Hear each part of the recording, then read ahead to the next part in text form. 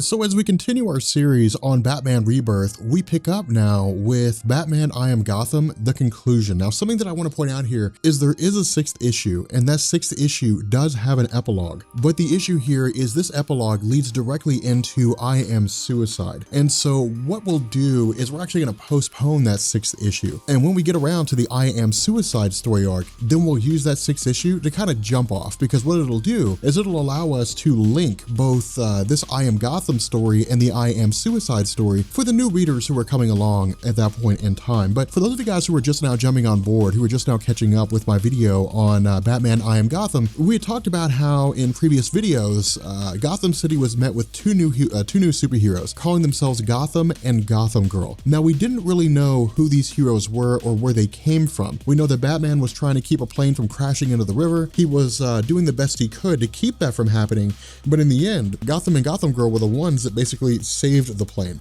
And so from Bruce Wayne's perspective, he didn't initially trust them, but because I guess their first impression on him was that they were acting as heroes, he decided to let them continue without challenging them and basically learn more about them. And this is what he did. He actually went to their home, and once he figured out who they were, and began digging into their history. And what he learned was that when Hank was a child, the name of the guy Gotham, Hank had basically encountered Batman when Hank and his parents were held at gunpoint by a robber in the same fashion that Bruce Wayne lost his parents. And seeing what was going on, Batman had intervened, and he had basically saved the life of Hank and his parents. But because of this, Hank had become obsessed with Batman. Now, something to point out here is that Bruce Wayne's interaction with Hank wasn't necessarily long. It was simply that Bruce had said that that what he was feeling at the moment was fear, and that it was okay to be scared because everybody gets scared.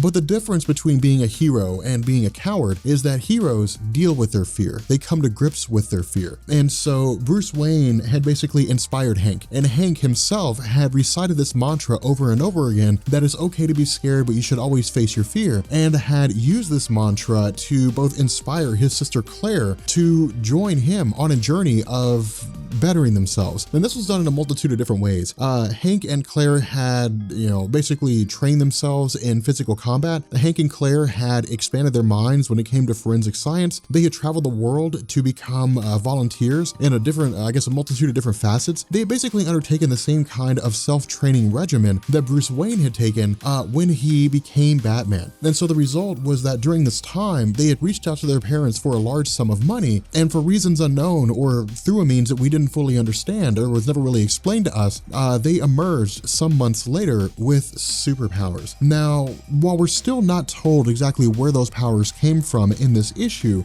what we are told is exactly how it works. Then what happened is that in the last issue, because of the fact that Gotham had been manipulated by Psycho Pirate, a villain that had the power to manipulate the emotions of people, Psycho Pirate had basically screwed with Gotham's mind and ended up putting him in a situation whereby he had an irrational hatred for Gotham. Gotham City. This was compounded by the fact that one of the guards, one of the soldiers that Gotham had killed, had gone back to the home of Gotham and murdered his parents. And so because of these manipulations sort of fed in on themselves to where Gotham had a hatred of the city, and then he had a hatred of the people in the city because one of them killed his parents. He didn't realize that he was the cause of his own problem. And so the result here was that he began traveling back to Gotham City in order to lay waste to it. And Batman had intended to stop this, but because of the fact that Gotham had fought Batman directly, the Batmobile was destroyed, and Bruce Wayne was left several miles outside of the city without an immediate means of return. And so what he does is he asks Alfred to basically intervene on his behalf to buy some time. Now, of course, Bruce Wayne doesn't actually expect Alfred to fight as Batman just because of the fact that Alfred does not have the combat skills to pull that off, but he is successful in buying time. He approaches Gotham and claims to be Batman, but because Gotham has various powers, he immediately sees this bluff. But in the time between when Alfred was bluffing and when Gotham calls it, Batman shows up. And so Alfred takes off and heads back to the Batcave, and Batman and Gotham end up in a battle that basically stretches across the city of Gotham. Now, Batman tries to reason with Hank here. He tries to talk him down, say, hey, look, man, he can't be tearing the city up. We can solve this emotional crisis that you're having. But Gotham is so entrenched in his anger and so entrenched in his rage that he just can't let it go. Now, during this time, because of the fact that Gotham had killed those soldiers, his sister Claire had basically watched the events unfold. Now, Tom King's not specific here. When Claire was found by Bruce Wayne, she was basically just kind of sitting in the corner in a fetal position, basically saying that she was scared. The reason why I say that Tom King isn't really clear on this is because we don't know if her fear was a byproduct of, Psycho-Pirate's manipulations, or if it was because Gotham was kind of her backbone. He was the guy, the brother that kept her grounded and kept her confident and strong. But the result is that while Gotham Girl was taken back to the Batcave and put under the care of both Duke Thomas and Alfred, she's watching the events unfold both on the news and through various, camera devices the Batman has around Gotham City. And so in the midst of this conflict, because Gotham City is being laid waste to in such a capacity, Duke tries to reason with her. Duke tries to talk to her, but she doesn't really want to do any of that. She doesn't really want to talk to anybody. And so what Batman says is, with everything being as chaotic as it is, because of the fact that he cannot handle Gotham on his own, he tells Alfred to get a hold of the Justice League. And that's exactly what happens. In the intervening moments when things are kind of going chaotic, when Batman's holding off Gotham as best as he can, the Justice League shows up here. Of course, we have the pre-New 52 Superman, we have Wonder Woman, we have Barry Allen, we have Jessica Cruz and Simon Baz, the Green Lanterns of Earth, and Cyborg and Aquaman. Now, what's really interesting about this situation is the Justice League is a formidable force in and of themselves. I mean, they're really the cream of the crop when it comes to DC's earthbound superhero team. And of course, with regards to Superman, sometimes Wonder Woman, and especially Simon Baz and Jessica Cruz, some heroes who operate beyond the planet Earth, who have the potential to operate beyond the planet Earth. We would expect them to easily be able to subdue Gotham, but this is not the case. Gotham not only overpowers the Justice League, he overpowers Superman. Now, this is important because this is basically Tom King telling us how powerful Gotham is. In the New 52, the New 52 Superman that we saw when the, reboot first launched was weaker than his pre-New 52 counterpart. But when the New 52 Superman was killed and the pre-New 52 Superman took his place, we saw the stronger of the two Supermen emerging. This Superman that we see here is the pre-New 52 Superman. He's the strongest version of Superman, in the post-Crisis on Infinite Earths continuity. And Gotham is easily able to overpower him. Now, we didn't initially know what the basis behind this was, if it was simply because his power were just that much more advanced, or if there was something else going on. But this explanation is given to us by virtue of Claire, of Gotham Girl herself. And what she says is that they basically bought their powers. Now, again, we're not given, an explanation on where these powers came from in the story or where they bought them from. We're simply just told that they bought them, and that the powers they bought were super strength, invulnerability, ultravision, but the use of these powers and the limit of their powers was relative to their life. And what I mean here is they basically sacrificed years of their life for higher levels of power. And so there was no limit to how strong they could be. There was no limit to how strong Gotham Girl or Gotham could be. There was no limit to their invulnerability. There was no limit to,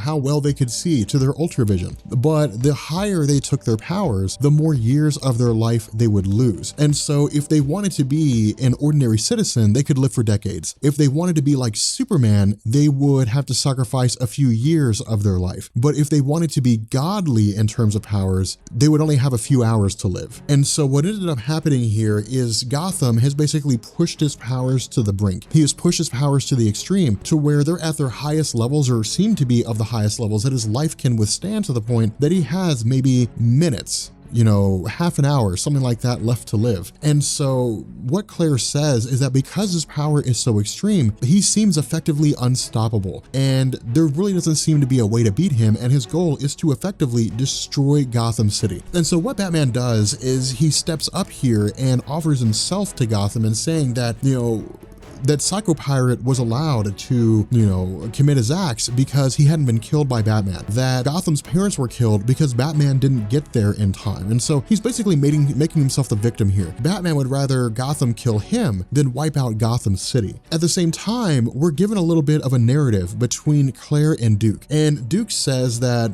Batman's mantra is always, it's okay to be afraid, but you have to face your fear. Now, this strikes a chord in Claire because from her perspective, this was not a quote that she heard from Batman, it was a quote she heard from her brother Hank. who of course got it from Batman. And so this is again basically, you know, clearing up the discussion earlier about how we said where Tom King wasn't really clear about, you know, Gotham Girl saying that she was scared. This seems to indicate that Gotham was kind of her backbone. He was her foundation for the confidence that she had. And the result was that this was rooted in the idea that Hank would constantly comfort her in saying it's okay to be afraid, but you have to face your fear. The result is that once she learns that this was basically Batman, that Batman was the one that had inspired her to become a superhero by virtue of inspiring Hank, she immediately takes off to confront her brother. And so for a fraction of a moment, in order to basically keep from killing herself, Gotham Girl puts her powers to the extreme, and in the process of doing so, ends up killing her brother. And that effectively wraps up the story.